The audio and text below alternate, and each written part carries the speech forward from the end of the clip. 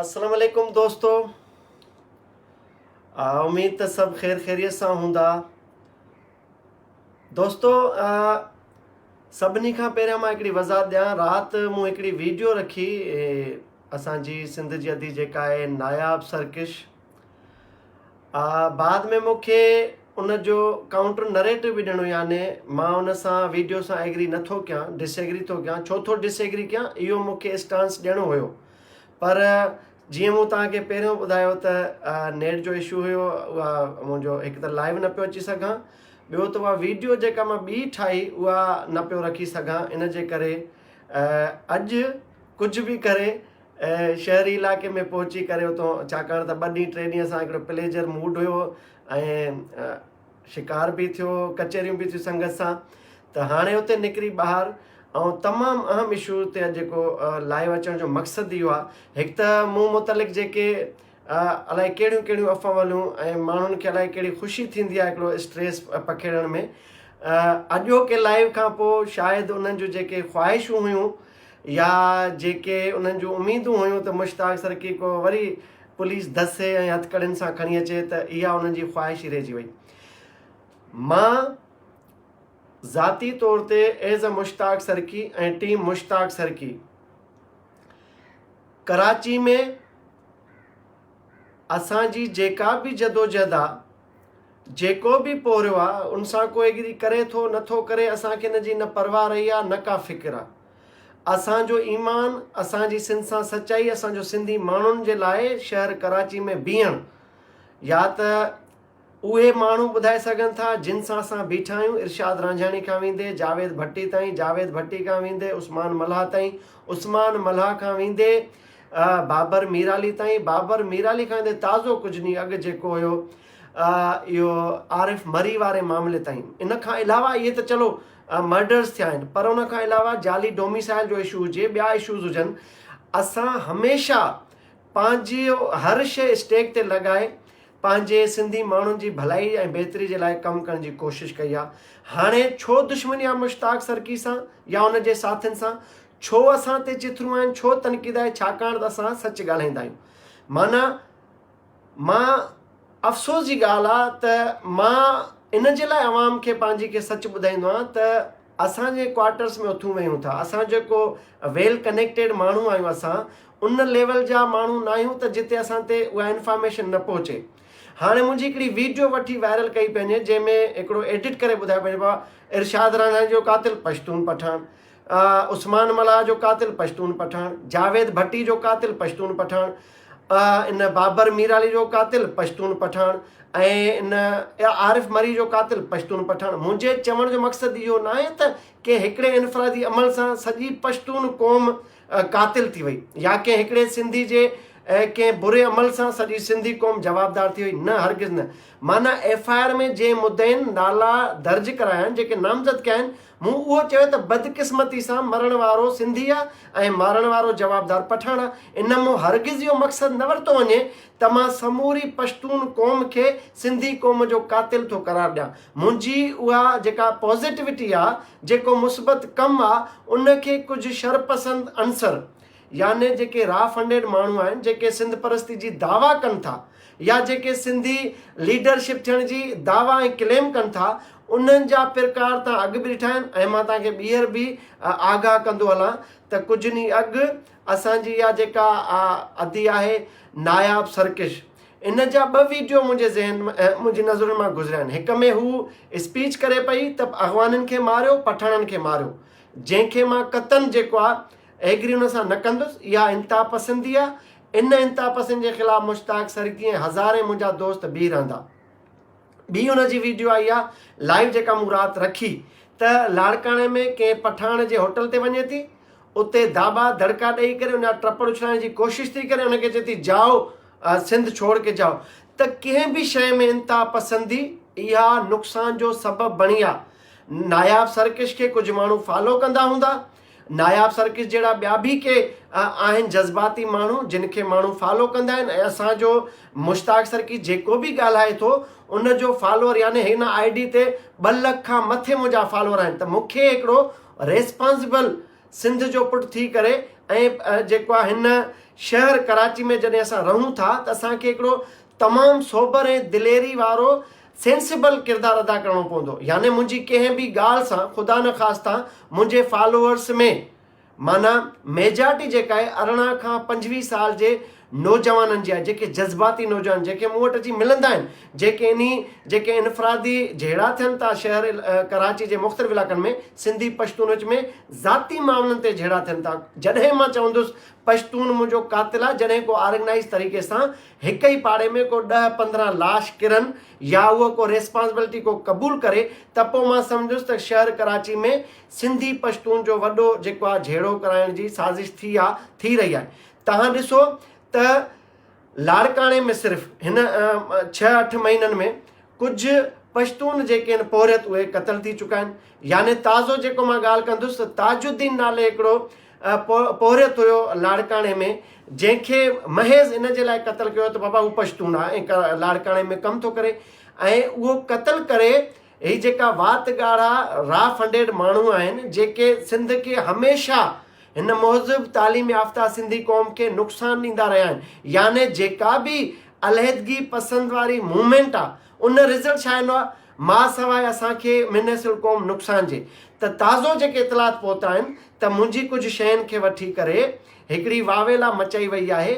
मुख़्तलिफ़ जेके WhatsApp groups आहिनि जेके उन नाम निहाद क़ौम परस्तनि जा आहिनि, उते उहो इंस्टिगेट कयो वञे, यानी माण्हुनि खे उकसाइण जी कोशिशि कई वञे त ॾिसो मुश्ताक सरकी बि चए थो असांजा कातिल पठान आहिनि, असांजा कातिल पश्तून आहिनि, छो न पठान सां पलांद कजे। ऐं इन क़िस्म जी जेका आहे हिकिड़ी मनसूबाबंदी कई पई वञे।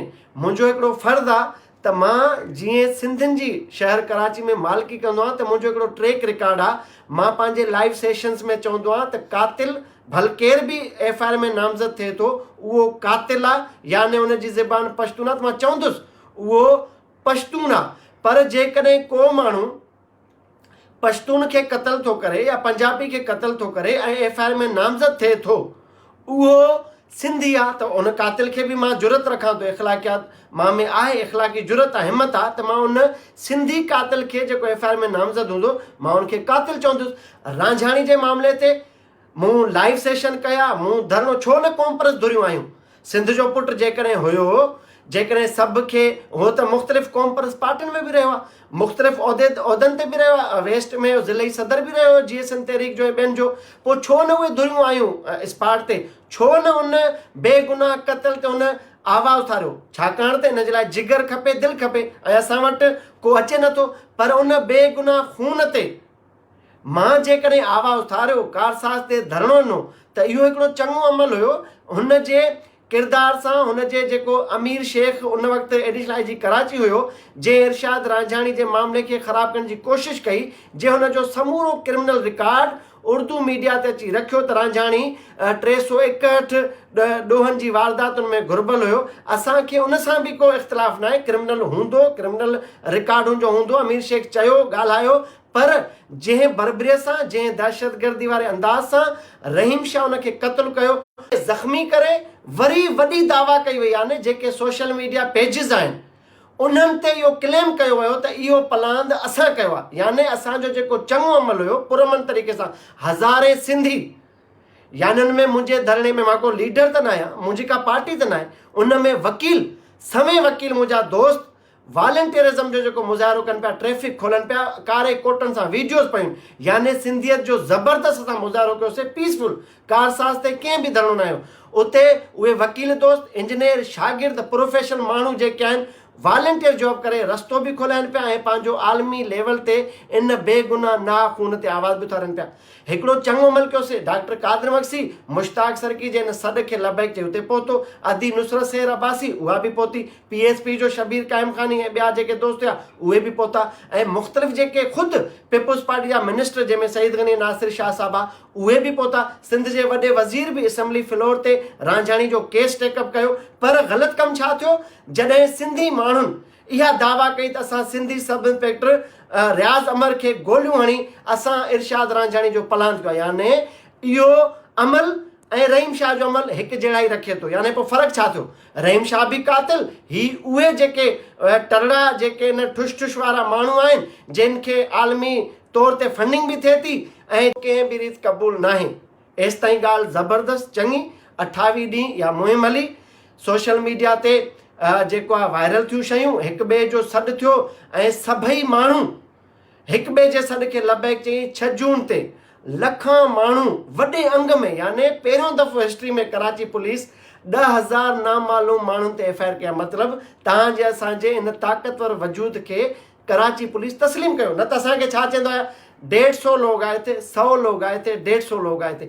जॾहिं 10,000 पुलिस थी क्लेम करे ऐं ही माण्हू जेके असांजा लखां माण्हू आया पुरमन एहतजाज हुयो, जंहिंमें सिंध एक्शन कमेटी, डॉक्टर कादिर मक्सी साहब, जलाल महमूद शाह साहब, ज़ैन शाह साहब, रियाज़ चांडियो साहब, सुनान खान कुरैश साहब ऐं महर ड्रिबाई साहब, सभु जेके बि दोस्त उते गॾु थिया उहे पुरमन एहतजाज लाइ गॾु थिया। उन कब्ज़ा माफ़िया खे ललकारण लाइ गॾु थिया त सिंध जी ज़मीननि ते कब्ज़ो करणु न ॾींदासीं।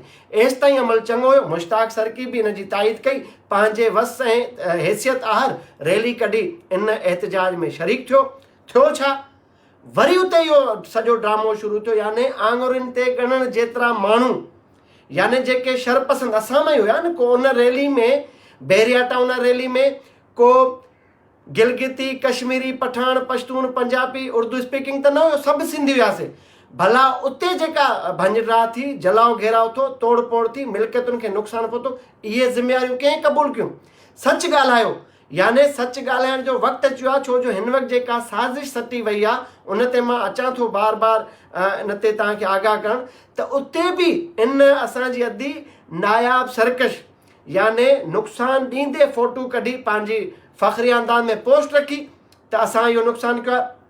जेके छोकिरा CCTV में आया, कुझु गिरफ़्तार थिया, कुझु एब्सकांडर्स आहिनि हिन वक़्तु ताईं, उन्हनि पंहिंजी तरड़ाइप करे, यानी हिकु त तव्हां ग़लति कमु कयो, ॿियो वरी फ़ख्रिया अंदाज़ में, यानी तव्हांखे वारदात करण बि नथी अचे। जेको ॾोहारी ॾोह कंदो आहे उहो पंहिंजा फुटप्रिंट्स न आहे छॾींदो। हिते तरड़ाइप जो, जहालत जो, यानी इंता पसंदी जो, जनूनियत जो एॾो त नशो आहे जो तव्हां नुक़सानु करे पंहिंजे चेहरनि सां पाण पंहिंजी फेसबुक पोस्टुनि ते रखो पिया त इहो बहरिया टाउन में जलाओ, घेराओ, नुक़सानु, मिल्कियतुनि खे भाउ असां ॾिनी आहे, मां फिलाणो कान, यानी फ़ख्री अंदाज़ में। What is this bullshit? माना आहे छा इहो? माना उन खां पोइ सॼी सिंधी क़ौम खे, छाकाणि त बहरिया टाउन जो हिकिड़ो मुनज़िम सोशल मीडिया जो नेटवर्क आहे, उन सॼी सिंधी क़ौम खे हमलावर करार ॾियारियो सॼी दुनिया में। यानी छा थियो त बाबा सिंधियुनि जो बहरिया टाउन ते हमिलो वियो, जेको आहे इहो गबोल, मुराद गबोल जो इशू वियो, सिंध जी ज़मीन ते कब्ज़े वारो इशू वियो। माना असां हुयासीं अॻे अफेंसिव, वयासीं मलक रियाज़ खे ललकारण, हिनजे सहूलियतकारनि खे ललकारण त सिंधी ज़मीन ते कब्ज़ा न कर, ऐं इन ग़लति अमल सां 100-125 माण्हुनि जे भंजड़ा बाहि ॾियण वारे अमल खां पोइ असां डिफेंसिव थी वियासीं, वज़ाहतूं ॾियणु लॻायूं। यानी एतिरे ताईं जो 31 FIR थियूं, उन में 2 FIR थियूं बग़ावत जूं। थियण त ईअं घुरिजे, बग़ावत जूं FIR उन्हनि ते थियनि जिन बग़ावत कई। डॉक्टर कादिर मक्सी जी पॉलिटिक्स छा आहे? छा असांजे इदारनि खे ख़बर न आहे? छा मुल्क जे वागधड़नि खे ख़बर न आहे त हू पेट्रियटिज़म ते यकीन रखे थो, हुबुल वतनी ते यकीन रखे थो, पार्लियामानी सियासत करे थो, हिन मुल्क जो बाशिंदो पाण खे सॾे थो, हुबुल वतन पाकिस्तानी जो दावा करे थो। ऐं साईं जलाल महमूद शाह जेको अॻूणो डिप्टी स्पीकर रही चुको आहे, उन ते बि बग़ावत जी FIR, हिन उमिरि में जेको मेडिकली फिट बि न आहे, माना उन ते बि बग़ावत जी FIR। यानी सुकनि पुठियां सावा बि सड़ी विया। मुश्ताक सरकी जेको बार बार इहा दावा कंदो आहे त मां कंहिं बि इन अमल जी कॾहिं न ताईद कई आहे, न ताईद कंदुसि, पर उन ते बि बग़ावत जा केस दाख़िल थिया। यानी जेके क़ौमपरस्त धुरियूं पार्लियामानी सियासत कनि थियूं, अयालती पली जे साहिब जहिड़ो माण्हू ते बग़ावत जी FIR थी। छाजे लाइ थी? छो जो उते अमल अहिड़ो थियो, ऐं अमल ईअं थियो जो उहे शरंगेज़ पाण MQ वारे थुल्हे अल्ताफ़ जा फ़ोटू खणी चवनि था त इहो असां कयो आहे, ऐं उते नारा हणनि था, उते वीडियो ठाहिनि था, उहा वीडियो वायरल कनि था, त पोइ त मुश्ताक सरकी, डॉक्टर कादिर मक्सी साहब, साईं जलाल महमूद शाह साहब ऐं जेके बि पार्लियामानी सियासत ते यकीन कनि था, हिन मुल्क खे, पाकिस्तान खे पंहिंजो मुल्क सम्झनि था ऐं सिंध खे पंहिंजो वतन सम्झनि था, उन्हनि माण्हुनि जी बि वफ़ादारी मशकूक थी वई, स्टेक ते लॻी वई। यानी असां वज़ाहतूं ॾियण में पूरा आहियूं, बग़ावत जे केसनि में असां हाज़िरियूं भोगे रहिया आहियूं। ही बीमारी बावजूद भी ये असांजा सिंध एक्शन कमेटी जा माण्हू, ये अॻवान, उहे हाज़िरनि में पूरा आहिनि। छो जो अमल उते कुझु, मां बार बार चवां थो, मां अॻु बि हिननि खे ललकारियो आहे, ऐं हाणे बि ललकारियां थो त इहा सियासत घणी देरि ताईं न आहे हलंदी। इल्ताफ़ हुसैन खां वधीक मुनज़िम ऑर्गेनाइज़ेशन कंहिंजी बि न आहे। किथे आहे? को नालो निशान, को तरानो हुनजो, को हुनजी बाक़ियात। याने सिंधी माण्हुनि खे मसे कराची में असां मुस्बत चहिरे तौरु मुतारिफ़ करायो आहे। असां फैक्ट्रियुनि में नौकरियूं वठाए पिया ॾियूं। असां सिंधी मुहाजिर, सिंधी पठान, सिंधी पंजाबी, सिंधी पश्तून, सिंधी कश्मीरी, सिंधी गिलगिती में हमआहंगी वारी फिज़ा क़ाइमु करणु पिया वञूं। पर उन जे उबतड़ ही जेके बि मामला थियनि था, याने सिंध जे कंहिं बि ज़िले में जेकॾहिं को माण्हू पश्तून क़तल थींदो ऐं असां मां को सिंधी उन जे क़तल जो ज़िमो कंहिं पठाण त अॼु ताईं न कयो आहे त मां बाबर मीराली खे मां क़तल कयो। कंहिं रांझाणी जे लाइ बि न चयो आहे त हमने क़तल किया। कंहिं अहिड़ा वाइड़ा कई न जिन क़तल कया आहिनि उन्हनि क्लेम न आहे कयो। ऐं असां वटि हिन लाइक्स कमेंट्स वायरल थियण जे चकर में ऐं अकाउंट खे ख़ुशि करण जे चकर में ऐं आङुरियुनि ते ॻणण जहिड़ा माण्हू जेके रात जो नशा करे इहे सॼियूं पोस्टूं रखनि था, तव्हांखे ख़बर आहे जो नतीजो केॾो ख़तरनाक थो निकिरे। याने सॼी सिंधी क़ौम मशकूक बणियल आहे। अॻे ई असां कोशिशि करे कंदा आहियूं त पंहिंजो इहो कंफर्ट ज़ोन वठूं कराची शहर में, छाकाणि त हिते सभिनी खां पहिरियों टेग असां थिया या त सिंधी माण्हू खे पीपुल्स पार्टी जो था सम्झनि, ॿियूं क़ौमियतूं, या त GSN जो था सम्झनि। मसे असां इहो माहौल जोड़ियोसीं, फैक्ट्रियुनि में इहो तासुर ख़तमु कयोसीं त बाबा सिंधी माण्हू आम माण्हू आहे, मज़दूर आहे, पोरियत आहे। पर उन जी आड़ वठी करे ही सॼो ड्रामो रचायो वियो आहे। ऐं ही तमामु मां वसूख़ सां ॻाल्हि कयां पियो, तव्हांखे सबूत न ॾींदुसि। मां जंहिं वसूख़ सां ॻाल्हायां पियो त ही हाणे सिंध में वेझे मुस्तक़बिल में तमामु हिकिड़ी ख़तरनाक खूनी रांदि खेॾण जी कोशिशि कई पंहिंजे। याने इहे जेके बि क़तल थिया आहिनि, याने बाद में तो ख़बर पए, याने बाबर मीराली जो क़तल छा आहे उहो मालिकनि खे बि ख़बर आहे, पुलिस खे ख़बर आहे, मूंखे बि ख़बर आहे। पर जंहिं बरबीर सां हुनखे क़तल कयो मां हुन ते आवाज़ उथारियो, मां प्रेस क्लब ते बि एहतिजाज कयो। ॿिया मामला आहिनि, ॿियनि ते छा आहे, आरिफ मरी जो छा आहे, इहो पुलिस तहक़ीक़ात में ख़बर पवंदी। उन ॾींहुं सुखन थाणे ते मूंसां मुंहिंजो दोस्त महर ड्रिबाई साहिबु हुयो, रियाज़ खेमटियो साहिबु हुयो। उन्हनि सां मुंहिंजी का ॻाल्हि ॿोल्हि थिए पई, भल उहो हिन जी तरदीद कनि या तस्दीक कनि। उन्हनि जो ई चवणो त गो अगवानी गो पश्तून गो पठाण गो वारी मुहिम हलायूं ऐं मुहिम ईअं हुजे त असां होटलनि ते हली होटल बंदि करायूं, सिंधियुनि खे होटलनि ते उथारियूं ऐं हिननि खे ट्रपड़ ॿधाए घर मोकिलियूं KP कोइटिया। याने मूं उन्हनि सां ॿिया बि माण्हू मौजूदु हुआ। ड्रिबाई साहिबु हिन खे एग्री करे या डिसएग्री करे, उनजो राइट आहे, पर हक़ सच ॻाल्हि आहे। मूं ड्रिबाई साहिब खे चयो त साईं मां इंता पसंदाना सोच जे ख़िलाफ़ु आहियां। याने इहे होटल पठाणनि जा अॼु त क़ाइमु न थिया, याने मां ख़िलाफ़ु आहियां। अनडॉक्यूमेंटेड माण्हू जेके अॻवानी आहिनि तव्हां कढो, मां उन्हनि जे लाइ इदारा आहिनि, नेशनल एलियन रजिस्ट्रेशन अथॉरिटी जंहिंखे असां नारा चऊं था, माना रिफ्यूजीज़ जे जेके मिनिस्ट्री आहे उहा हाणे जीअं 31 अगस्त ते चवनि था या 14 अगस्त ते चवनि पिया त इन जो 13 अगस्त ते कार्ड एक्सपायर थियनि पिया। अचो वफ़ाक़ सां ॻाल्हायूं, अचो पंहिंजे पॉलिटिकल फोरम्स तां आवाज़ उथारियूं, सगारो हलो इस्लामाबाद उन मिनिस्ट्री जे ऑफिस जे धरणो हणूं त बाबा जेके अनडॉक्यूमेंटेड जेके ही माण्हू रहनि था सिंधी दिलि कराची में, हिनखे कढो, हिन जो मुदो पूरो आहे। इहो हिकिड़ो जस्टिफाइड अप्रोच थी सघे थी, असां करे सघूं था। ऐं हिन ते ऑल पार्टीज़ कॉन्फ्रेंस सॾायूं, सभ जो मौक़ो वठूं जंहिंमें सभु धुरियूं हुजनि, जेके बि सियासी धुरियूं आहिनि। इहे हिकिड़ा मैकेनिज़म हुजणु घुरिजनि निस्बतनि इन जे त असां वञी रोडनि ते पंहिंजी अदालत पाण लॻायूं ऐं माण्हुनि ते तशदुद कयूं। ऐं ताजुद्दीन जहिड़े मासूम हिकिड़े बोरची खे या वेटर हुयो पठाण लाड़काणे जो, ऐं उते उनखे गोलियूं हणी असां क्लेम कयूं त असां मारियो आहे। ऐं रांझाणी जे क़तल जे धरणे खां ॿिए ॾींहं ते नएं देरे में 3 मोर्ची यानी पालिश कंदा आहिनि बूट। असांजो सिंधी त न वेहींदो लाड़काणे जेकबाद शिकारपुर में वेहींदो को, अला लॻी ॻाल्हायो, असां पालिश न कंदा आहियूं। इहे पठाण मज़दूरी कंदा आहिनि, उहे पालिश कंदा आहिनि। मूं वटि गार्ड छा आहिनि, 2 पठाण गार्ड आहिनि, 2 सिंधी गार्ड आहिनि।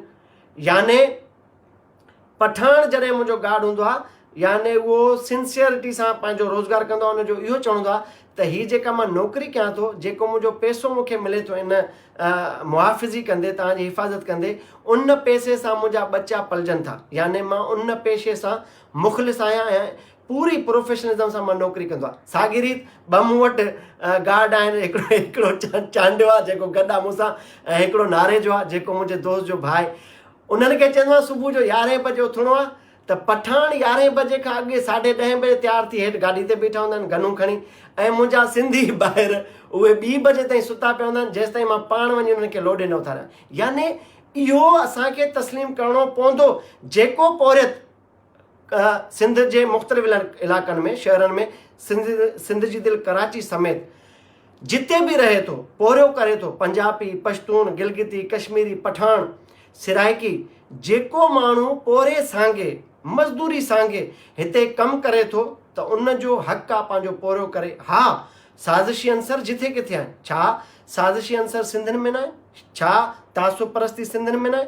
छा इंता पसंदी सिंधियुनि में न आहे? इहे जेके माण्हू असां मंझि आहिनि, जेके भटकियल आहिनि, जेके इहो कमु कनि पिया ऐं कमु करे पाण त अलाए किथे अंडरग्राउंड वेठा आहिनि, माराइनि आम सिंधी माण्हुनि खे था। नौजवान जेके बि हिन धरती सां प्यारु कनि था, उन्हनि खे कचे ज़हननि खे, जज़्बाती माण्हू खे इस्तेमालु कनि था इन्हनि तरीक़नि सां।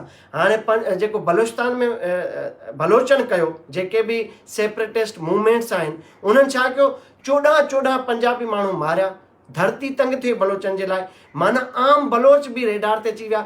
छा तव्हां सिंध में अहिड़ियूं हालतूं चाहियो था जो 2 ठुश ठुश करे असां सॼी क़ौम खे दाव ते लॻायूं? इन जे लाइ छा करिणो आहे? असांखे न्यूट्रलाइज़ करिणो पवंदो। मूं पहिरियों चवां, मूंखे तव्हां भली कमेंट्स में गारियूं ॾियो, पर मां सच ॻाल्हाईंदुसि। को त माण्हू पंहिंजी सिंधी क़ौम खे, मासूम ज़हननि खे आगाह कंदो, तव्हां किथे कीअं था इस्तेमालु थियणु वञो। मां में इहा अख़लाक़ी ज़रूरत आहे, मूं में इहा हिमत आहे त मां ॻाल्हायां थो। मां हिन सन धरती ते रही करे, मां इन सॼे इन बैड कमेंट्स जा, इन लानतुनि जा, इन गारनि जा मां पंहिंजे दलीलनि सां हिसाबु ॾींदुसि। बाक़ी सिंधी क़ौम सां मां न कॾहिं सीनो सायो आहे, न वरी मां कंहिंजो ॿधी करे सॉफ्टवेयर अपडेट कयां। जीअं तव्हां चओ था सॉफ्टवेयर अपडेट त तॾहिं थिए जॾहिं मां हथियार खणी उन्हनि जे चवण ते मां माण्हू मारिया त पोइ चवां न हाणे सॉफ्टवेयर अपडेट आहे। मां त पहिरें ॾींहं खां सभिनी ज़ुबानुनि सां प्यारु करण वारो माण्हू आहियां ऐं हक़ीक़तुनि खां आगाह करण वारो माण्हू आहियां। असां वटि जेका बि इन क़िस्म जी सियासत आहे, तव्हां पाण ॾिसो, पंहिंजे इर्द गिर्द उहे माण्हू ॾिसो, किथे आहिनि माण्हू? याने हिकिड़ो गंजो हूंदो हुयो, 2 गंजा, हिकिड़ो त मुंहिंजो माइट हुयो, हुन त वीचारे पंहिंजो इहो दुकान ई बंदि कयो, अमेरिका में वेठो आहे। हिकिड़ो ॿियो गंजो आहे जेको अञा ताईं वीचारो फेसबुक ते आहे। सिंध में किथे बि हुनजो हाणे वजूद न आहे। थी सघे थो मुंहिंजे लाइ बि हाणे उहो माराइण जे लाइ इहो हुकुम जारी करे, मूंखे का परवाह न आहे। जेकॾहिं सिंधी क़ौम खे बचाइणो आहे, याने सिंध जे नौजवान खे बचाइणो आहे, त जेकॾहिं मुश्ताक सरकी खे गंजो माण्हू कराची में कंहिंखे टास्क ॾेई करे माराए थो, त मूंखे उहो मौत क़बूल आहे अखियुनि ते आहे। पर मां हिते जेका भाईचारगी वारी ॻाल्हि आहे, मां वरी बि चवां थो, मां सियासतदान न आहियां, न मां लीडर आहियां, पर मां तॾहिं तो ही ॻाल्हियूं कयां छो जो मुंहिंजी वीडियोज़ खे वठी करे हिकिड़ो इंतिशार पखेड़ो पियो वञे। हिकिड़ी ॻाल्हि कई वञे त मुश्ताक सरकी जो चवणु आहे त सिंधियुनि जा कातिल पश्तून आहिनि, अचो पश्तूननि खे हाणे वठूं। उन जी वज़ाहत तौरु मां ज़िमो थो सम्झां, छो जो क़ौम परस्त माण्हू नथा पुॼनि के बेगुनाह खून ते। ॿुधायो मूंखे, शमन मीराली साहिब जो असां एहतजाज कयोसीं 1 अगस्त ते कराची प्रेस ते, कहिड़ी क़ौम परस्त पार्टी जो को अॻवान आयो? चलो कराची डिवीज़न जी था ॻाल्हि कयूं। पोइ जॾहिं असां सच था ॻाल्हायूं त तव्हांखे बाहि थी लॻे, पोइ तव्हां इहो था चओ छाकाणि त सॾु मुश्ताक सरकी जो आहे, छाकाणि त मुश्ताक सरकी सिंधियुनि जे खून ते सियासत थो करे ऐं पठाणनि खां पैसा थो वठे, ऐं इहे ड्रामा करे तव्हां पंहिंजे माण्हुनि खां कराची में लातालुक बि बणियल आहियो। ऐं पोइ लातालुकी खां पोइ जॾहिं मुश्ताक सरकी अची का ॻाल्हि थो करे त उन ॻाल्हि खे मुस्बत खे तव्हां नेगेटिव करे इहो सॼो मलबो मुश्ताक सरकी ऐं संदसि साथियुनि मथां केराइण जी नाकाम कोशिशि था कयूं। याने मुश्ताक सरकी खे पठाणनि जे अॻियां डॉन करे पेश कयो वियो आहे, यानी वॾो को गुंडो आहे, वॾी माफ़िया अथसि, वॾो हिन वटि हथियार आहे ऐं हीउ वॾा प्लान कंदो। त इन जे लाइ मां मुनासिब सम्झां थो त जो भी पश्तून भाई हैं मेरे, कान खोल कर सुन ले भाई, जो भी पंजाबी स्पीकिंग है, उर्दू स्पीकिंग है और कश्मीरी है, गिलगिती है, मैंने कभी भी ये दर्स नहीं दिया, मैं किसी के खौफ से नहीं कह रहा। किसी को अगर मेरी दिलेरी पर शक है तो मैं कराची में रहता हूँ, कराची में होता हूँ, अलल ऐलान घूमता हूँ, और आज के बाद ये मैं फखरिया अंदाज में हिम्मत से ऐलान कर रहा हूँ कि आज के बाद मैं अपने गनमैन भी नहीं लूँगा। किसी को ये शक हो कि गनमैन लेकर ये अपनी प्रोटेक्शन में रहता है फिर हमारे खिलाफ बात करता है, लेकिन मैंने ये बात ज़रूर कही है कि जितने भी मुकदमे दर्ज हुए उनमें बदकिस्मती से, मेरे जुमलों को आप ये स्याह को सबाक से हटकर पेश कर रहे हैं, मैंने कहा है कि बदकिस्मती से जितने भी सिंधी इंडिविजुअल केसेस में कत्ल हुए उनके FIRs के मतन के मुताबिक मुल्ज़मान पश्तून हैं। मैंने ये नहीं कहा कि भाई सारी पश्तून कौम मेरे सिंधियों के दुश्मन है। हाँ, जब ये सितंबर 2013 से कब्ल का जो माहौल था कराची में, मैं सिंध में था, मैं उर्दू चैनल्स में रहा हूं, मैंने 144 तक लाशें रिपोर्ट की हैं एथनिक कलर पे जब सियासत होती थी, जब लंदन वाले एक्टिव थे, जब एएनपी का दौर था, जब तालिबानाइजेशन थी कराची में, यानी पॉकेट्स बनाए हुए थे, रियासत के अंदर रियासतें कायम कर रखी थी। उन दिनों में हमने 144 कत्ल टारगेट किलिंग पे रिपोर्ट किए। तो उस वक्त मैं नहीं बोल सकता था, उस वक्त तो मैंने 10-10 सिंधियों के लाश रवाना किए। मैं लाइव नहीं आता था क्योंकि मुझे पता था यहाँ पर सच बोलने से मैं जिंदा नहीं रह सकता। अब चूंकि माहौल पुरअमन है, साजगार है, हर किसी को फ्रीडम हासिल है, तो मैं भी खुल के बोलता हूँ, नायाब सरकश भी खुल के बोलती है, मर्ड भाई साहब भी खुल के बोलते हैं, जितने भी सोशल मीडिया एक्टिविस्ट हैं वो खुल के इज़हार आज़ादी का हक इस्तेमाल करने लगे। लेकिन ये जो सोशल मीडिया है ये अनगाइडेड मिसाइल है। मैं उन पश्तून भाइयों से भी कहता हूँ जिन लोगों ने मुझे थ्रेड्स वाली वीडियोस व्हाट्सअप की हैं, जो अपने पेजेस पे लाइव आ रहे हैं कि भाई मुश्ताक सर की पश्तूनों का दुश्मन है। मुश्ताक सर की किसी पश्तून का दुश्मन नहीं है। मुश्ताक सर के ज़बरदस्त दोस्त हैं। शाही सैयद से पूछ रहे हैं, वो मेरा दोस्त है। एएनपी के दीगर वो मरहूम अमीन खट्टक साहब से मेरे ज़बरदस्त दोस्त हैं। अभी पीपल्स पार्टी में बैठे अमान मसूद साहब हैं, मेरे अच्छे दोस्त हैं। 2-4 रोज़ कबल वो तमाम कबायली सरदारों को, जो उनके पश्तून सोहराबगढ़ के कारोबारी लोग हैं, उनको लेकर मेरे पास बैठे थे डिफेंस में मेरे घर पर। तो हमने तो ये तय किया कि भाई आए सिंधी पश्तून एक मार्च निकालते हैं। यानी जिस तरह पश्तून भाई हमारे यहाँ पर कारोबार कर रहे हैं, उनको ये खतरा हो गया है कि कोई मुश्ताक सर की कोई बड़ी माफिया है, इसके पास कोई बड़ी टीमें हैं, पता नहीं ये क्या करने वाला है। वो आके मेरे पास बैठ गए। मैंने कहा कि भाई हम सब भाई हैं, आए मिलकर ये हम आंगी को फरोग दें। हम एक खूबसूरत फूल हैं, यानी सिंध में बसने वाले तमाम लोग, यानी सिर्फ सिंधियों के अलावा जितने भी लोग यहाँ बसते हैं वो एक फूल की माने थे। हम सब उनकी पत्तियां हैं, सिंधी पत्ती यानी पत्तियां हैं, पश्तून, पंजाबी, सिराइकी, गिलगिती, कश्मीरी, जितने भी लोग हैं उस फूल, खूबसूरत फूल की पत्तियां हैं। अब आपने तय करना है। मैंने उनको कहा, ये मैं कहने का हक भी रखता हूं और जुर्रत भी रखता हूं, अमान मसूद साहब समझाएंगे आपको, कि मैंने कहा आप अपने पश्तूनों को ये बताएं कि भाई छोटी छोटी बात पे आप किसी आम सिंधी को, मैं ऑनर किलिंग बिल्कुल, गैरत कोई सिंधी का जहेज नहीं, गैरत हर कौम में होनी चाहिए। किसी की माँ, बेटी, बहन, वाइफ को अगर कोई तंग करता है, कोई मरासिम रखने के लिए ब्लैकमेल करता है, तो बिल्कुल मैं भी यही करूँगा। गैरत का ये तकाजा है, मैं भी गोलियों से भून दूंगा। लेकिन छोटी छोटी बातों पर, मामूली तनाज़ात पर, छोटी छोटी बातों पर किसी सिंधी को 5-8 सर में गोलियां मारनी, ये एक नफरत का बायस बनती है। तो उन पश्तून जिरगे वाले दोस्तों ने, जो चीफ लोग आए थे, मुख्तलिफ ट्राइब्स के चीफ थे, उन्होंने यह श्योर कराया कि मुश्ताक भाई ये जो छोटे छोटे इनफरादी मामलात हो रहे हैं, इनकी रोकथाम के लिए हम और आप एक फोरम तश्कील दे रहे हैं और उन इलाकों में जाके विजिट करते हैं जहाँ पर मल्टी लैंग्वेजिस्ट एरिया, यानी पश्तून और सिंधी इकट्ठे रहते हैं। जहाँ पर जैसे सच्चल गोट है, सच्चल गोट के साथ ही बिलाल कॉलोनी है, पूरी वो बिलाल कॉलोनी हमारे पश्तून भाइयों की।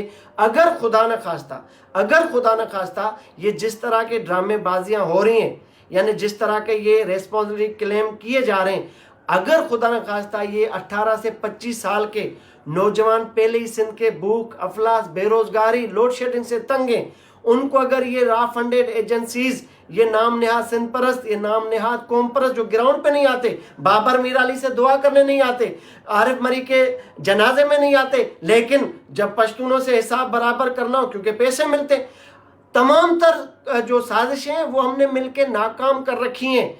सियासत खत्म हो चुकी है, ड्रामे बंद हो चुके हैं, दुकानें बंद हो चुकी हैं। यानी खुद आके उन्होंने कहा, यानी मैं डॉक्टर सफदर सर को कोट करके कहता हूँ, उसको अमेरिका में किसी एजेंसी ने तो हरासा नहीं किया, वो डिसअपॉइंट हो गया। उसको पता है कि मैं कुछ नहीं कर सकता, मेरी जो जीएसएम तहरीक है वो भी कुछ नहीं कर सकती, और ये जो दौर है इसका मुतमिल कोई हो ही नहीं सकता, इसका खमियाजा कोई भुगत ही नहीं सकता। नौजवानों ने जेलें काटी, मिसिंग हुए, कुछ भी हुआ, यानी वापस आए اور صفدر سرکی کو جو امریکہ میں بیٹھا ہے اس کو مجبور کیا کہ بھائی پارٹی ختم کرو، ہم اس سیاست پہ نہیں چل سکتے، نہ کر سکتے، اور نہ اس میں کچھ آؤٹ کم ہوگا ہمارا۔ یعنی اس نے امریکہ میں بیٹھ کر، وہ چند ماہ قبل الطاف حسین سے ملا، اس نے بڑی ایک جذباتی لائیو سیشنز کیے گھنٹوں گھنٹوں کے۔ بعد میں کیا ہوا؟ بعد میں اس نے اچانک لائیو آ کے کہا کہ بھائی میں جی ایس سندھ تحریک کو تحلیل کرتا ہوں، یعنی ختم کرتا ہوں۔ یعنی یہاں سے آپ اندازہ لگائیں کہ جو باہر بیٹھا شخص he is too more secure than you and me، جو ہم یہاں پر بستے ہیں، ہم سے زیادہ محفوظ وہ تھا، اس نے کیوں ختم کی؟ یا تو پیسہ لیا، بہت بڑا پیسہ لیا، یا تو اس کو خوف تھا، یا تو اس کو سمجھ آ گئی کہ بھائی اس زبان کی یا لسانیت کی بنیاد پر سیاست نہیں ہو سکتی۔ بالآخر اس نے ختم کر دی۔ کئی ہمارے پاس نام ہیں جو بیٹھے، یعنی جن کا ڈومین ہے، جو قیادت سنبھالے بیٹھے، جن کے پاس یہ مینیفیسٹو ہے، یہ قوم پرستی والا، وہ قوم پرستی جو علیحدگی پسند والی سیاست کرتے ہیں، وہ ہمیں کہیں سنجیدہ دکھائی نہیں دیتے، وہ کہیں سیریس نظر نہیں آتے۔ بس ہر کسی کا ڈومین اپنا چلتا ہے، سرکل میں وہ کام کر رہے ہیں، کرنے دیں ان کو، وہ اپنی بات کرتے ہیں۔ کچھ قوم پرست قیادتیں کہتی ہیں کہ ہمیں 1940 کی قرارداد کی روح کے مطابق پاکستان میں حقوق دیے جائیں، یعنی وہ براہ راست نہ صحیح انڈائرلی مانتے ہیں کہ ملک ہمارے، لیکن جھنڈا وہی اٹھا کے رکھیں۔ لیکن مجھے کیوں اب یہ گالیاں پڑ رہی ہیں؟ بالکل گالیاں مجھے ہو، میں ان تمام سندھ کے جو مقیم ہیں، سندھ کے باشندے، دیگر زبانیں بولنے والے، بالخصوص میں ان سے مخاطب ہوں کہ بھائی آپ اپنی صفوں میں بھی یہ دیکھیں کہ آپ میں شرپسند عناصر کون ہیں۔ کیوں معمولی باتوں پر یار لوگوں کو، سندھی نوجوانوں کو قتل کرتے ہیں؟ میں نے ہمیشہ تلقین کی ہے کہ بھائی تمام سندھی صبر تحمل سے رہیں، عدم تشدد کی پالیسی اپنائے رکھیں، قانون کے مطابق۔ ہاں میں نے ڈنڈا دیا ہے ان کرپٹ پولیس عناصر کو دیا ہے جو قتل پر ایف آئی آر تو نہیں کاٹتے لیکن جائے وقوع کا معائنہ تک نہیں کرتے، یعنی کوئی جانور مر گیا تو یہ فرسٹریشن لیول ہوتی ہے۔ میں لائیو ہوتا ہوں، اس میں اگر کوئی ایسی باتیں ہوتی ہیں، اگر کوئی سمجھتا ہے کہ میں کسی کی قوم کے زبان کے خلاف ہوں یا میں کوئی شرپسندی کر کے بڑی کوئی خون ریزی کا حامل ہوں، تو ایسی کوئی بات نہیں ہے۔ ہاں وہ شرپسند پشتون جو مجھ سمیت میرے سندھی لوگوں کے خون کا پیاسا ہے، اس کے لیے میں للکار تھا، للکار ہوں۔ کسی کو شوق ہے وہ میدان کرے، باقی پرامن جتنے بھی لوگ ہیں۔ ہاں لیکن یہ بھی کہوں کہ جے کے جو میرے سندھی بھائی یعنی پرامن ہے، کوئی یعنی میرالی، بابر میرالی کے کسی خاندان نے ریٹالیٹ نہیں کیا، یعنی میں سینکڑوں دوستوں کے ساتھ اس جمالی گوٹھ میں گیا، وہاں آبادی ساری پشتونوں کی، یہ 2 گھر ہیں میرالی برادری کے، کسی کو کوئی خراش تک نہیں آنے دی تاحال اب تک، یعنی سیکیور ہے، محفوظ ہے۔ اگر ہم ریٹالیٹ کرتے تو کتنے خون ہوتے، کتنے نقصانات ہوتے۔ عارف مری کے کیس میں بھی آپ ایس ایس پی صاحب سے پوچھیں، دیگر سے پوچھیں، ہم نے نیگوسیشن کے طور پر، نیگوشیٹر کے طور پر جا کے انٹروین کیا اور معاملے کو کام ڈاؤن کیا، ایف آئی آر کرائی، بندہ گرفتار کرایا۔ ہمارا یہ کام ہے، it counts in social work instead of ethnic, یعنی میں اس فرقے واریت کے خلاف ہوں جو لسانیت کی بنیاد پر ہو رہی ہے۔ میں اپنے اس سندھی کو بھی قاتل کہوں گا جو بے گناہ تاج الدین بیرے، ہوٹل کے بیرے کا قاتل ہے۔ میں اس سندھی کو بھی دہشت گرد کہوں گا جو 9 دیروں میں ارشاد رانجھانی کے بدلے کے آڑ میں عام بوٹ پالش کرنے والے مزدور پٹھانوں کو مار کے ان کی لاشیں وزیرستان بھیجتا ہے، وہ سندھی بھی دہشت گرد ہے۔ میں نے پہلے بھی کہا ہے، سرزمین 9 دیروں پہ پہنچ کر یوٹیوب پہ، فیس بک پہ میری ریلی اور جلسے رکھے ہوئے ہیں، میں نے وہاں ان بے گناہ پشتونوں کے قتل پہ بھی جا کے اس سرزمین پہ میں نے ان کو بھی دہشت گرد کہا جو ان کے قتل میں ملوث تھے یا جو جیل میں۔ میں رانجھانی کیس میں نامزد سب انسپیکٹر ریاض عمر پر حملہ کرنے والے ان سندھیوں کو بھی میں دہشت گرد کہوں گا کہ جو انتہا پسندی کا قدم اٹھا کے اپنی عدالتیں لگاتے ہیں، یعنی اس پشتون جو سندھیوں کا قاتل ہے نامزد ایف آئی آر میں، اور ان سندھیوں کے جو سندھی جو نامزد ہیں ان ایف آئی آرز میں پشتونوں کے قتل میں، تو دونوں میری نظر میں ایک ہیں۔ دہشت گرد دہشت گرد ہے، دہشت گرد کی کوئی زبان، رنگ، نسل، اس کا کوئی مذہب نہیں ہوتا۔ یہ میں نہیں کہتا، دنیا کے ڈائنامکس کہتے ہیں، یعنی کوئی بھی دہشت گرد وہ اپنے ویسٹڈ انٹرسٹ ہوتے ہیں ان کے، کوئی قوم سے سچا نہیں ہوتا۔ ہمارے سارے اچھے کام کو مجھے افسوس کے ساتھ کہنا پڑے 3-4 دن، جتنے دن بھی یعنی पैरल इशू था मेरा। चलो एक FIR थी, दूसरी FIR थी, उसमें मैंने मुकदमों में जमान नहीं ली। वो मुझे पता है कि मेरे खिलाफ कितनी साजिशें की जा रही हैं, किस तरह की जा रही हैं, उसको आप छोड़ दें। ये 3-4 दिन में इतना आपने अभी लिखा है कि भाई 4 दिन से गायब हो तो अपडेट हो गया, बिल्कुल क्यों ना। मैं बहरिया के बाद कहाँ था, मैं इस्लामाबाद, KP, लाहौर इधर घूम रहा था, आपके साथ था। अभी भी मैं जहां पर भी हूं, मैं जल्द आपके साथ कराची में होऊंगा, सरेआम होऊंगा। जहां देखूंगा कि कोई साजिश हो रही है तो तुम तो कहते हो खुद पहिरों पाण के पहिरियों पाण के बचायूं या तहां के बचायूं, त पाण के बचाईंदासीं त सिंधियुनि खे बचाईंदासीं। पाण खे FIR को पुलिस जी इन बद छोड़ को बचाईंदासीं त ज़मानतूं बि वठंदासीं। पंहिंजे मां टीम वारनि खे बचाईंदुसि, सभिनी खे बचाईंदुसि। त जेके हाणे मूंखे तमामु घणी ख़ुशी आहे त जेको इहा FIR शाह लतीफ़ ते दाख़िल थी, उन खां पोइ जेको मां लाइव आयुसि ऐं जंहिं मां कावड़ जो इज़हार कयो, उन ते पुलिस जे आला अमलदारनि मूंसां राब्तो कयो, उन जो नोटिस वरितो वियो ऐं मूंखे इहो यकीन ॾियारायो वियो आहे त जेका नाइंसाफ़ी थी आहे उन जो अज़ालो थींदो ऐं जिन बि FIR ग़लति काटी आहे या कटाई आहे उन्हनि सां कानून मुताबिक़ कार्रवाई थींदी। ऐं 1-2 ॾींहंनि अंदरि मुंहिंजी इन लाॻापियल ऑफिसरनि सां मुलाक़ात रखियलु आहे, जंहिंमें मां पंहिंजी बेगुनाही ॿुधाईंदुसि। बाबा जेका FIR थी आहे उन सां मुंहिंजो तालुक़ ई न आहे, मुंहिंजो वजूद ई उन इलाइक़े में न आहे। हरूभरू मुंहिंजो उहो नालो ॾेई करे मुंहिंजे लाइ ज़मीन तंग कई वई आहे। ऐं इहो मूंखे सुकून आहे त पुलिस जा आला अमलदार बजाए जो मुंहिंजी इन एग्रेसिव बिहेवियर खे नेगेटिव पर्सनल वठनि, उन्हनि अज़ाले जी हिकिड़ी अश्योरेंस ॾिनी आहे ऐं जल्द मां उन सां गॾु बाक़ी सिंधी क़ौम जो इहो फ़र्ज़ु आहे त पंहिंजे इर्द गिर्द नज़र रखो। इहो न कयो वाह वाह इन हल्कनि मामलनि ते जेके ठुश ठुश कनि था या माण्हू मारे, बेगुनाह मज़दूर मारे, दावाऊं कनि था त असां पलांद कयो आहे। सिंधियुनि जो पलांद इहो न आहे, सिंधियुनि जो पलांद आहे वोट, पार्लियामानी सियासत ऐं करप्ट जेको सिस्टम आहे पॉलिटिकल, उन में तव्हां पंहिंजे चीफ वॾेरे सरदार जो गिरेबान पकड़ो। बेरोज़गारी आहे, बुख, बदहाली, लोड शेडिंग, इंफ्रास्ट्रक्चर ॻोठनि जा इलाइक़नि जा तबाहिन, इहो इनकलाब आहे। सिंधियुनि जो पलांद इहो आहे त पंहिंजे मुंहिंजे बच्चनि खे सुठी तालीम पिराइण जो हक़ आहे। ईअं ई तव्हां सभिनी जे बच्चनि जे लाइ सुठी तालीम जो हक़ आहे। हाणे ताज़ो काबीना में हेर फेर थी आहे, ॾिसूं आहिनि त उहे ई चेहरा ॾिसूं था। को माण्हू चङो कमु करे त उनजी साराह कबी। बाक़ी हीउ जेको बि साज़िश रथी वई आहे इन ते नज़र रखो ऐं मां साबित कंदुसि जेको भी अड़ो अमल करे तो कहीं भी मजदूर के, कोई पश्तून मेरे सिंधी मजदूर को मारेगा उस पश्तून का मैं गिरेबान पकड़ूंगा। कोई भी सिंधी सिंध का नाम लेकर सिंधी कौम को नुमाइंदा बना के, अपना नुमाइंदा सिंधी कौम के लिए बना के पेश करके किसी मजदूर पश्तून को मारेगा, पंजाबी को, तो उस सिंधी का भी गिरेबान हम पकड़ेंगे। हम उस मजलूम पश्तून के साथ खड़े होंगे जिसको बेगुनाह कत्ल किया जाएगा। मैं उस सिंधी के साथ भी खड़ा रहूंगा जिसको कोई पश्तून तेश में आके मामूली बात पे गोलियों से भून देगा। मैं उस सिंधी के साथ खड़ा था, खड़ा रहूंगा। इसी तरह कोई भी पंजाबी सिंध के किसी भी शहर में अगर बेगुनाह मजदूर सिंधी कोई मजदूर पंजाबी कोई कत्ल होता है, मैं उस पंजाबी फैमिली के साथ खड़ा रहूंगा। इतनी मुझ में इखलाक की जरूरत है। कश्मीरी, गिलगिती, सराइकी, बलोच, कोई भी कौम जो मुल्क की मजदूर तबका है, बिलखुसूस किसी भी कौम से ताल्लुक़ रखता है, उसके लिए अगर उसको कोई बेगुनाह मारेगा, चाहे वो मारने वाला सिंधी हो, मैं नहीं कहता जो ये जिम्मेदारी कबूल करते हैं अपने पेजेस पर, मैं उस सिंधी के साथ, सिंधी के खिलाफ खड़ा रहूंगा जो कातिल होगा, और उसको मैं दहशतगर्द कहूँगा। जिस तरह मैं इन तमाम मकतूलिन के लोगों की निशानदेही करता हूँ कि फिलाएं, तो मैं बोलूँगा कि फिलां पश्तून का कातिल वो सिंधी दहशतगर्द है जिसने कत्ल करके कहा है कि इसको मैंने मारा है बदले में। अगर ये बदले की आग भड़की, मैंने पहले ही कहा है कि लोग जो 18 से 25 साल के ज़्यादा तालीम याफ्ता नहीं है, फ्रेश ब्लड है, मजदूर ज़्यादा तबका है, उनके उस गर्म खून को उकसाया जा रहा है, एक नई आग फैलाने की कोशिश की जा रही है।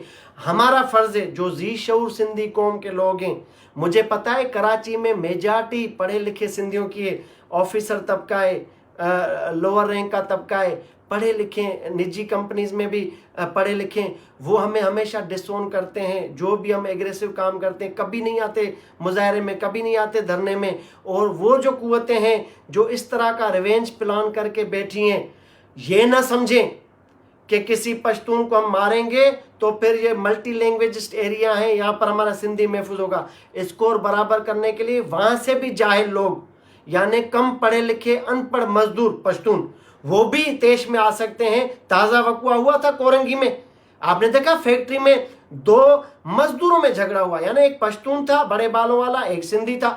ٹائم گیٹ کے حوالے سے کوئی معمولی تنازع تھا, اتنی ہوا دی گئی اس کو کہ بعد میں مجھے امان محسود اور سندھی قوم پرستوں کو اور پشتون جو پی ٹی آئی کے دوست تھے گوہر خٹک والے دیگر, ہمیں انٹروین کرنا پڑا کیونکہ وہ اتنی بڑی خوفناک اور بھیانک پلاننگ کے ساتھ خون ریزی کی پلاننگ کی گئی تھی. ہم نے اس کو جا کے ڈیفیوز کیا.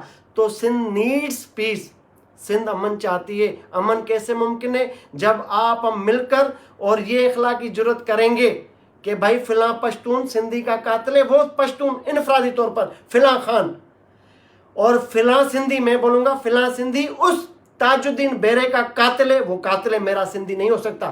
سندھی شاہ لطیف بھٹائی کے مرید ہیں, سندھی اس صوفیوں کی سرزمین کے ورثہ ہیں, وہ کبھی بھی دہشت گرد ٹارگیٹ کلر نہیں ہو سکتے. اکارڈنگ ٹو اور پریس ریلیزز جو ہمارے ان کوارٹر سے پریس ریلیز آتی ہیں, سندھ رینجر سے, سندھ پولیس سے, دیگر جو ہیں, سپٹمبر 2013 سے آنورڈ جو آپریشن چل رہا ہے اس میں کوئی بھی سندھی دہشت گرد پکڑا نہیں گیا. میں چاہتا ہوں کہ کوئی بھی دہشت گرد نہ بنے یہ معمولی واقعات کر کے.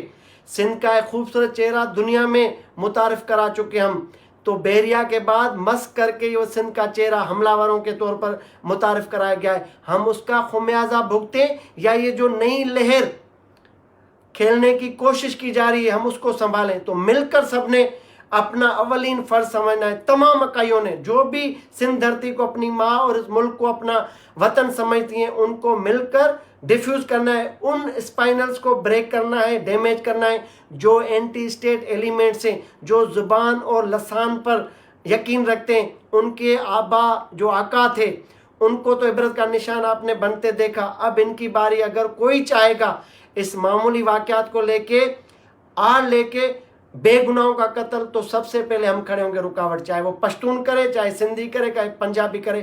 ہم دیوار بنیں گے, اور دیوار تب ممکن ہے جب ہم ویجیلنٹ رہیں گے, جب ہم نظریں گھمائیں گے کہ کیا ہو رہا ہے. اور ہم نے مکمل طور پہ نایاب سرکش جیسی جو ویڈیوز آ رہی ہیں ان کو نہ صرف ڈسکریج کرنا ہے, ڈس اون بھی کرنا ہے. ہمارا تعلق نہیں ہے, بھلے وہ سندھی ہو, لیکن جو بھی انسٹیگیٹ کرے گا, اکسائے گا کسی معصوم سندھی کو, میں وہاں پر اپنے ساتھیوں سمیت میں اپنا فرض سمجھتا ہوں. یہ میرا رائٹ ہے, میں بھی لائیو آ کے میں اپنا نریٹو دے سکتا ہوں کہ بھائی نایاب سرکش یہ غلط کر رہی ہے, میرا اس پہ ورژن یہ ہے, تو یہ میرا رائٹ ہے. یہ فریڈم آف اسپیچ مجھ سے کوئی نہیں چھین سکتا. اب مجھے آپ جو بھی ٹیگنگ کریں, مجھ پہ جو بھی آپ چھاپ لگائیں, مجھ پہ جن لوگوں کا بھی آپ آشیرواد کریں, لیکن حق بولتا رہوں گا, سچ بولتا رہوں گا. میں جرنلسٹ ہوں, جرنلسٹ تھا, جرنلسٹ رہوں گا. اگر کوئی اسکیری ہے, کوئی فیئرڈ ہے, کسی کو خوف ہے کہ مشتاق ظریف کل کو چاہ کے ان کے کچن بند کرائے گا, ان کی دکانیں بند کر کے بڑا لیڈر بن جائے گا, تو بھائی آپ کے لیے کمفرٹ زون دوبارہ میں دینا چاہ رہا ہوں کہ میں کوئی سیاست نہیں کرنا چاہ رہا, میں پروفیشنل جرنلسٹ ہوں. انشاءاللہ اپنی یہ جرنلی قائم رکھوں گا. آپ سب کا تا سبنی جی مہربانی دوستو, وری मां जल्द लाइव वेंदुसि ऐं इंशाअल्लाह इन समूरी साज़िश खे तव्हां असां मिली करे बेनकाब भी कंदासीं, न्यूट्रलाइज़ भी रखंदासीं पाण खे, ऐं भाईचारगी पाकिस्तान में जेके रहंदड़ मुख़्तलिफ़ ज़बानूं आहिनि ऐं सिंध कराची सिंध जी दिलि आहे, उन में जेके मुख़्तलिफ़ ज़ुबान जो गुलदस्तो सजियल आहे इन खे क़ाइमु रखो. ख़ुदा न ख़ास्ता इहो गुलदस्तो जेकॾहिं मुरझाइजी वियो त सिंधी बि ख़ुशहाल न हूंदो कराची में. सभु असां ॿीहर मजबूर थींदासीं जेको ब्लड शेड 88 में थियो, असांजी नियाणियुनि जूं असमतूं लुटियूं वयूं, नथा चाहियूं ॿीहर थिए. हाणे मां हीउ लाइव छो आयो आहियां, छो जो इहो सॼो ख़ुदा न ख़ास्ता जेकॾहिं इहा रांदि शुरू थी खून जी ज़बान जी बुनियाद ते, वरी बि इल्ज़ाम मुश्ताक सरकी ते ईंदो, त इन जे लाइ मुश्ताक सरकी चाहे थो त को अहिड़ी साज़िश कामयाबु न थिए. भल मूंखे ही कमेंट्स क़बूल आहिनि, ही जेके ॻाल्हियूं ॾियो था इहे क़बूल आहिनि, इहे वॾे काज़ ते नंढियूं शयूं, मुंहिंजी ज़ात ते ॻाल्हियूं क़बूल आहिनि, पर मां सिंध धरती खे बचाए मुल्क खे बचाईंदुसि, ऐं मुल्क खे बचाए तमामु ज़ुबानुनि खे पाण में मिलाईंदुसि, ऐं मोहबत वारो मिज़ाज ऐं माहौल क़ाइमु रखंदुसि. तव्हांजी वॾी महिरबानी, लख लाइ.